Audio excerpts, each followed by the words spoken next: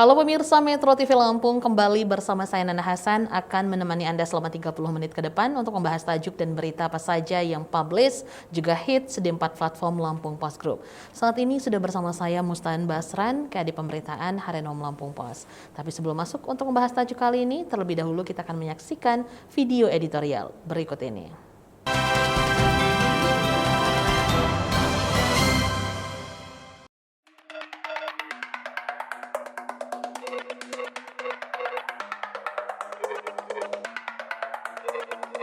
Rehabilitasi pecandu, tumpas bisnis narkoba. Mati satu, tumbuh 1000. Demikian gambaran pertumbuhan jumlah pengedar narkoba di muka bumi ini, termasuk di Lampung. 1-2 orang diadili dan divonis penjara hingga mati, kemudian dengan cepat orang-orang baru muncul dan menjelma sebagai pengedar baru. Lahirnya tunas-tunas baru pengedar, bandar hingga masifnya pasar narkoba jelas menjadi magnet kuat, sangat kuat, membuat mengapa peredaran zat adiktif nan mematikan itu sulit dihentikan. Celakanya, bidikan bandar sudah menyasar ke segala usia. Selain kalangan dewasa dan pemuda atau remaja yang jadi mangsa candu narkoba, kini bocah 10 tahun turut terseret menjadi sasaran pengedar. Baru-baru ini, Badan Narkotika Nasional Kabupaten atau BNNK Tanggamus menyatakan merehabilitasi seorang anak yang masih duduk di bangku sekolah dasar. Bocah naas itu kecanduan sabu-sabu. Betapa berbahaya peredaran narkoba tersebut di usia bermain dan belajar.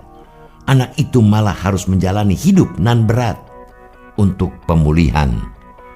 Selain bocah, pengedar juga membidik kalangan awam lainnya, yakni ibu rumah tangga di perdesaan. Modusnya dengan memberikan narkoba secara cuma-cuma hingga membuat objeknya kecanduan.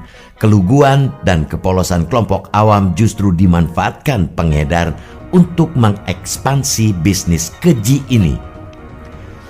Survei Pusat Penelitian Data dan Informasi dan Lembaga Ilmu Pengetahuan Indonesia pada 2021 menyatakan ada 31.811 warga Lampung menjadi pengguna aktif narkoba. Dari jumlah itu, sebagian besar pengguna ialah remaja dan pemuda usia produktif. Selama setahun terakhir, BNNP Lampung menyita barang bukti 12,5 kg sabu-sabu dan 300 kg ganja. Jalur darat melalui jalan lintas Sumatera dan jalan tol membuka akses pengedar menjangkau semua kabupaten kota. Akses peredaran narkoba pun makin mudah. Alhasil, 60% sampai 70% penghuni lembaga pemasyarakatan berasal dari kasus narkoba. Hal itulah yang kerap membuat LP melebihi kapasitas. Sebab kelebihan muatan itu kerap pula terjadi gesekan antar warga binaan. Tidak jarang pula orang yang awalnya masuk sebagai pemakai narkoba di dalam justru bertemu dengan pengedar dan bandar, sehingga ikut-ikutan menjadi pengedar bahkan bandar. Demi menyelamatkan para pencandu tersebut, BNNP Lampung mematok target untuk menggandeng 50 rumah sakit dan puskesmas buat menjadi institusi penerima wajib lapor atau IPWL pada tahun ini. Saat ini baru 3 IPWL di Lampung, yakni BNNP Lampung, Lokal Rehabilitasi Kalianda, dan Wisma Ataraksis. IPWL menjadi tempat bagi para pecandu narkoba yang hendak berhenti. Hal itu sejalan dengan instruksi Jaksa Agung melalui Pedoman Nomor 18 Tahun 2021 yang berlaku sejak 1 November 2021 tentang penyelesaian penanganan perkara tindak pidana penyalahgunaan narkotika melalui rehabilitasi. Rehabilitasi gratis yang disiapkan di banyak titik itu baik adanya sebagai ikhtiar menekan angka prevalensi. Masyarakat harus memanfaatkan kesempatan itu untuk mengajak teman atau famili yang terlanjur terjerat narkoba untuk mendapat rehabilitasi. Apalagi BNNP menjamin para pecandu yang melapor tidak akan ditindak pidana. Itu adalah kesempatan emas bagi para pecandu untuk membangun kembali kehidupan normal. percepat realisasi 50 IPWL di Bumi Ruwajurai tersebut sehingga bentuk pertolongan bagi pecandu yang ingin keluar dari candu mematikan. Namun, kesikapan untuk serius memerangi narkoba di simpul pintu masuk Lampung tetap jadi tindakan yang utama. Jangan biarkan barang berbahaya itu menghancurkan masa depan Bumi Ruwajurai.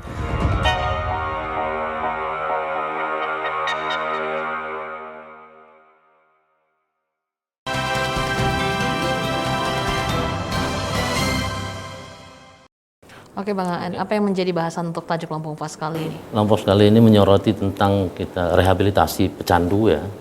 Ini pemberantasan narkoba. Ini bicara tentang kegawatan narkoba di Lampung dalam 1 tahun ke belakang. Jangan sampai tahun ke depan makin gawat. Gitu. Oke Bang Aan, memang narkoba ini sepertinya nggak ada habis-habisnya, terus masuk aja ke kehidupan kita ya, kehidupan masyarakat.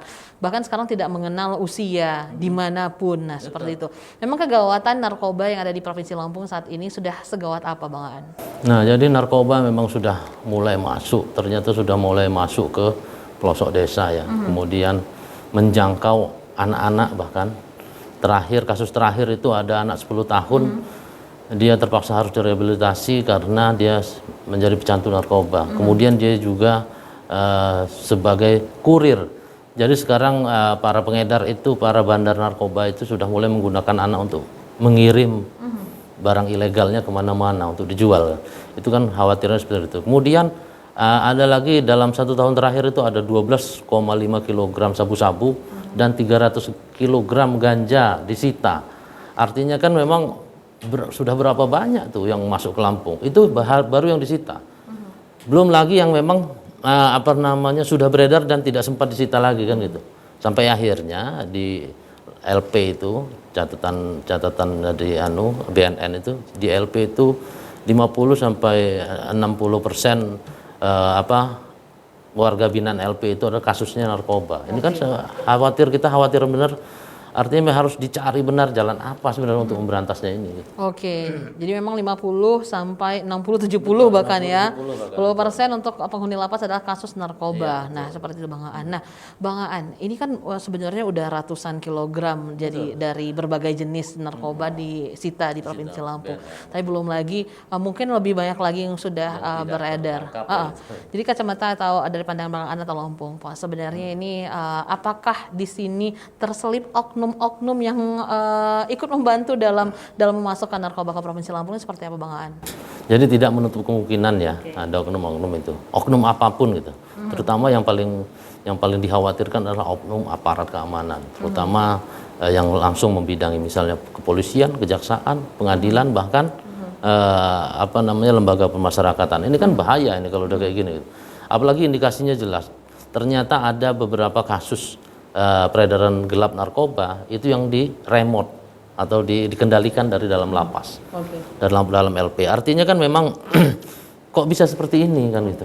Nah jadi memang harus ada di kalangan aparat atau pemerintah juga harus ada evaluasi atau semacam inspeksi lah kepada petugas-petugasnya atau aparatnya di lingkungan dia itu untuk bebas dari narkoba. Jangan sampai mereka tergiur dengan uang haram dari narkoba itu gitu. Oke, Bang Aan, nanti kita lanjutkan pembahasan ini pemirsa Metro TV Lampung. Jangan kemana-mana, kami akan kembali sesaat lagi, tetaplah bersama kami.